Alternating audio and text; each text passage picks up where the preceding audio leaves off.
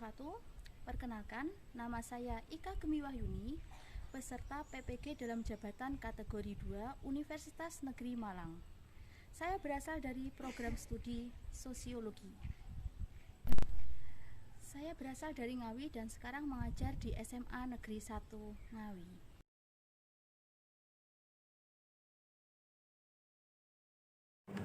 Selamat pagi anak-anak. Pagi.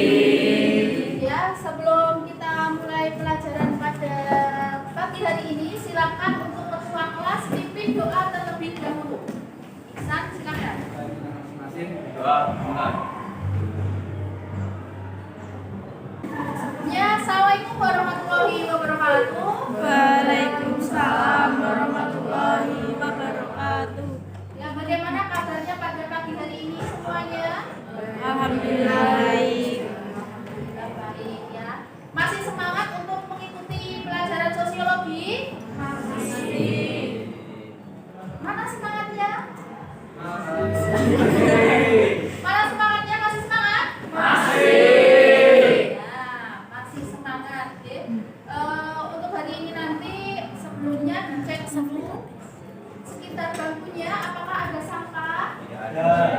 Tidak ada. Ya, alhamdulillah ya. Sebelum kita mulai saya absen dulu. Ada yang tidak masuk? Azista Nesa, Aldia, Anggun, Arfi, Aulia. Ya, alhamdulillah satu anak yang tidak masuk ya akan membahas materi syarat terjadinya hubungan sosial. Tapi sebelum kita ke syarat terjadinya hubungan sosial, saya tanya dulu, semua anak yang di sini punya cita-cita? Ya, menurut kalian, cita-cita yang kalian miliki ya sekarang ini, ya semuanya kan tadi punya cita-cita. Nah, dengan adanya cita-cita itu dapat memotivasi kalian. Ya, memotivasi untuk apa anak-anak? Untuk belajar. Untuk belajar. Memotivasi kita supaya setiap langkah kita itu memikirkan cita-cita kita. Bagaimana cara kita nantinya bisa mencapai cita-cita yang kita miliki. Tujuan apa? Ya, apa tujuan yang kalian punya cita-cita? Mengapa kita harus punya cita-cita? Supaya apa? Supaya kehidupan yang akan datang itu terarah. Kita tahu maksud tujuan kita itu mau ngapain aja. Ya, Kita persiapkan dari sekarang. dan persiapan dari sekarang. Ya, supaya mengarahkan langkah kita ke depan ya, supaya lebih terarah ya. Supaya nanti cita-cita yang kita miliki itu bisa tercapai. Mengingat materi yang kemarin ya. Kemarin kita telah membahas pengertian hubungan sosial, ciri-ciri hubungan sosial, tujuan dan contoh hubungan sosial. Ya. Coba ada yang mau menyampaikan apa pengertian hubungan sosial kemarin? Ayo. Apa yang dimaksud dengan hubungan sosial? Ada yang mau menjawab? Iya, kita.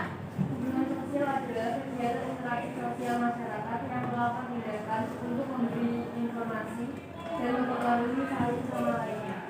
Ya, interaksi yang dilakukan masyarakat untuk memberikan informasi ya antara satu dengan yang lainnya. Boleh juga kemarin ya, boleh hubungan yang terjalin antar individu, antar kelompok atau antara individu dengan kelompok. Dan kaitannya dengan syarat ketiga harus ada komunikasi. Ini nanti dikaitkan dengan materi hari ini.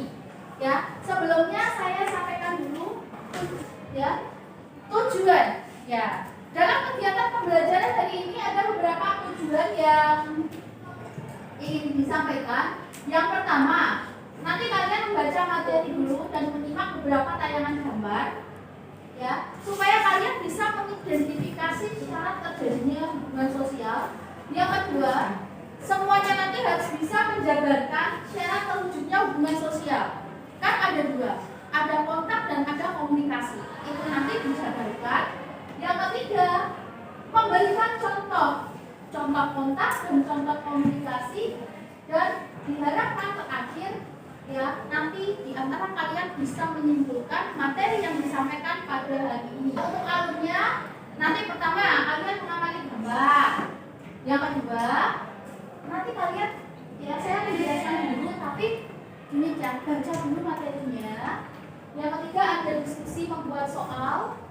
Ya, habis itu tanya jawab soal yang dibuat oleh teman. Jadi nanti kita melakukan secara estafet, maju ke depan, evaluasi, dan yang terakhir adalah kesimpulan. Oke. Selanjutnya, coba perhatikan gambar. Gambar apa itu anak? Tos. Tos apa? Salam COVID katanya. Salam COVID itu apa? Semakur. Kalian bisa menerima pesan melalui semakur? Bisa ya, harus benar-benar memahami. Nah, ada lagi? Nah, kalau ini Dilarang kanan. petunjuk jalan. Ada yang bisa baca artinya apa? Dilarang belok kanan. Nah, dari 3 gambar ini menunjukkan adanya kontak dan komunikasi yang ada dalam masyarakat sebagai syarat terwujudnya hubungan sosial. Ya, kalau ini tadi yang pertama tadi itu kontak. Nah, kalau semafor itu nanti mewakili komunikasi. Ya, komunikasi. Ada tadi penunjuk jalan juga. Ya, ini nanti mengarah ke materinya selanjutnya. Nih, syarat terjadinya hubungan sosial di sini ada kontak dan komunikasi. Silakan sebelum kita mulai pelajaran baca dulu materi kontak dan komunikasi dari buku paket dan boleh juga dari file yang saya share kemarin mengenai kontak dan komunikasi. Ya, silakan dibaca dulu.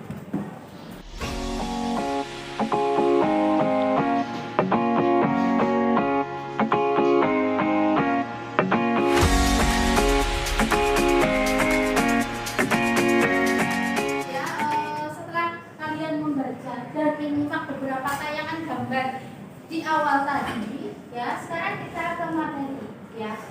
Tadi ada syarat utama terjadinya hubungan sosial, yaitu harus ada kontak dan harus ada komunikasi. Sosial berdasarkan berlangsungnya di sini ada kontak primer dan kontak sekunder. Orang yang melakukan kontak belum tentu melakukan komunikasi. Tetapi ketika orang melakukan komunikasi, pasti di dalamnya ada kontak. Ya. Syarat komunikasi di sini bisa terjalin dengan baik apabila memenuhi 5 syarat. Ya. Yang pertama, komunikator. Siapa komunikator? Seseorang yang menyampaikan pesan. Menyampaikan pesan. Komunikan Seseorang yang menerima pesan. Penerima pesan. Ya, secara otomatis harus ada pesan yang disampaikan. Karena tidak kalian menggunakan komunikasi dengan media manusia. Nah, ada yang bisa berikan contohnya. Contoh kalimatnya bagaimana? Titip salam buat Bapak. Secara sadar atau tidak sadar kita pernah menggunakan baik komunikasi verbal maupun komunikasi non verbal. Ya, coba dibacakan Islamaya.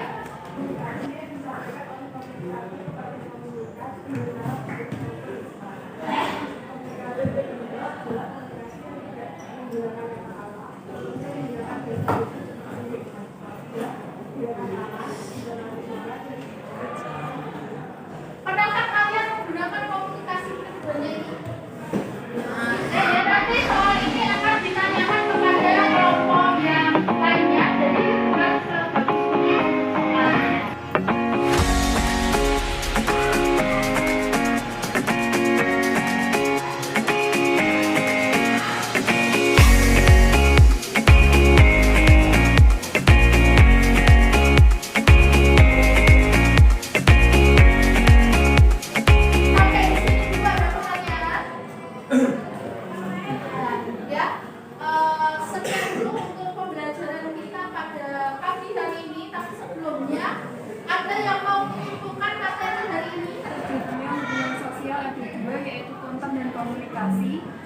adalah kontak sosial bisa dilakukan baik secara langsung maupun secara tidak langsung dengan menggunakan media.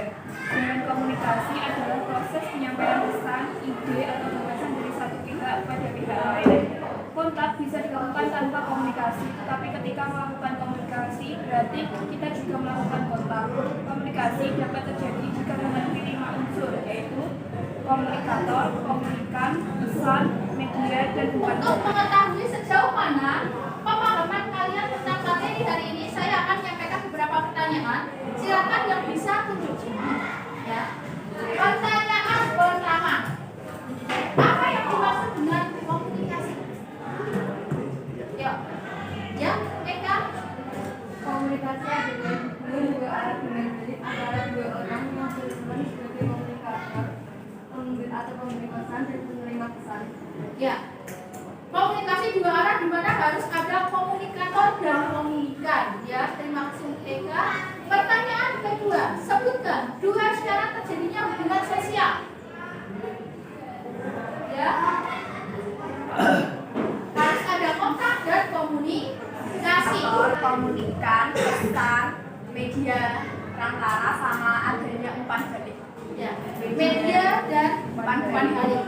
Kaitannya dengan media tadi bisa menggunakan media elektronik, surat atau ya, manusia sebagai pihak ketiga. Ya, semoga apa yang disampaikan hari ini bermanfaat untuk semuanya. Ya, untuk materi yang akan datang kita akan mempelajari tentang faktor pendorong terjadinya hubungan sosial.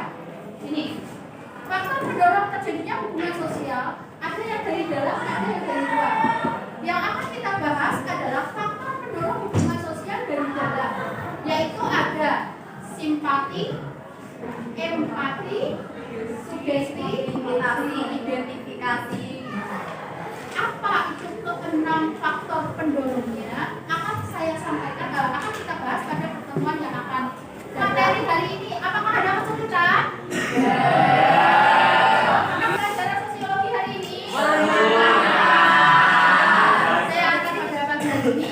Ya, assalamualaikum warahmatullahi wabarakatuh.